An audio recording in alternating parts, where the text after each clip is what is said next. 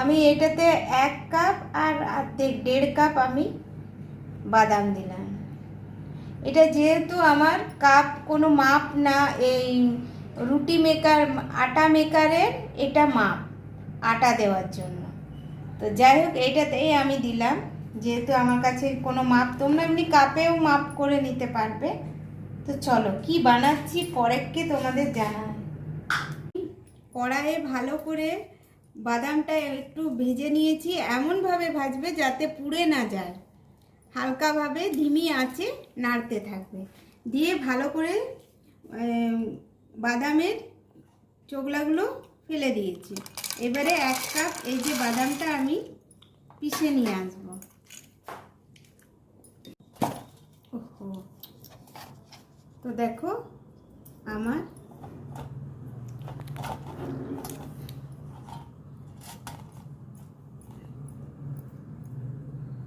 এই 1.5 কাপ যে আমি বাদাম দিয়েছিলাম চিনে বাদাম, এবারে আমি একটু কম মানে অর্ধেকটা দিচ্ছি চিনি।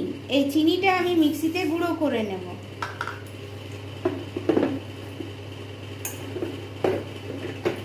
এবারে চিনি গুঁড়োটা আমি এর মধ্যে দিয়ে দেব, বাদাম গুঁড়োর মধ্যে।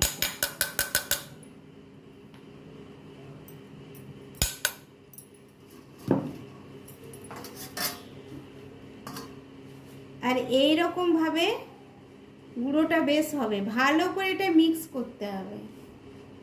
তারপরে দেব এর মধ্যে ময়দা। তোমরা যদি ময়দা দিতে চাও 1/2 কাপ ময়দা দিবে, না হয় আটা। তো আমি ভাবছি আটা দিয়েই করব, যেহেতু আমরা ময়দাটা। তা আমি এর মধ্যে এই যে আটা নিয়েছি, আর 1 কাপের মধ্যে পুরো ভর্তি নিইনি, তো এই যে 2 চামচ থেকে 3 চামচ আমি ময়দা দিয়ে দেব। তোমরা চাইলে পুরো আটা দিয়ে করতে পারো, চাইলে ময়দা দিয়ে করতে পারো।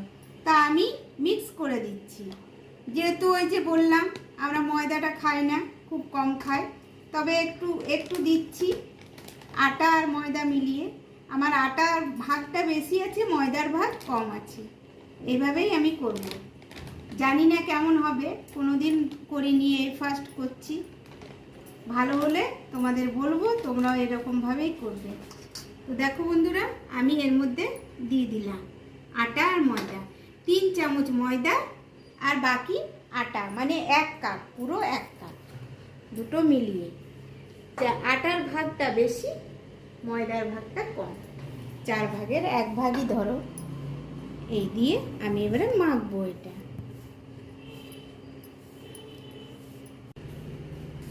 তো এই যে আমার এই ঘি আর অয়েল, রিফাইন অয়েলটা মিলিয়ে যে গরম করে নিলাম, এটা দিয়ে দিলাম।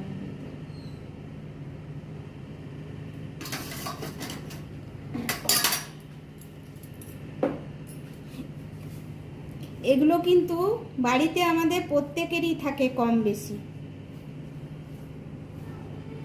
এরকমভাবে করা যেতেই পারে।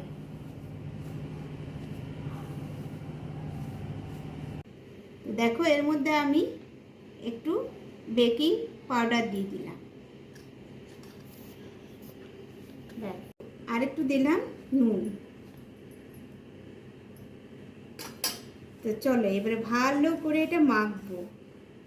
এটার থেকে চিনির থেকেও অনেকটা মানে যেটা মাখার জল জল ভাবটা বেরোবে, চিনি থেকে বেরোবে, আর বাদামের থেকে বাদামের তেল তেল বেরোবে এইভাবে। আর ঘি ময়ন পড়েছে, ঘি তেল, তো এগুলো দিয়ে আমি ভালো করে মাখবো এখন সুন্দরভাবে। আর সাদা তিল ছড়িয়ে দিলাম একটু। এইবারে আমি এই যে কুকিংসটা বানালাম,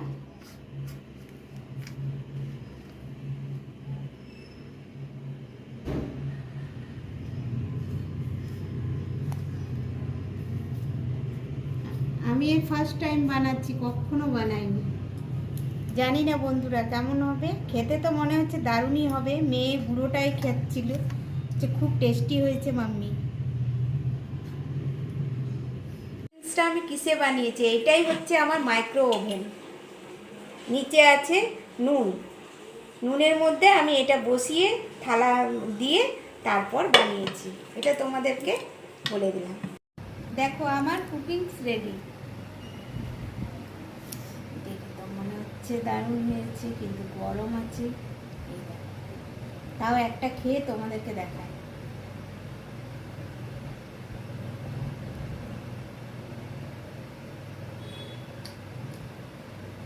এত ভালো খেতে হয়েছে, তোমরা একবার নিশ্চয়ই বানাবে, দারুণ।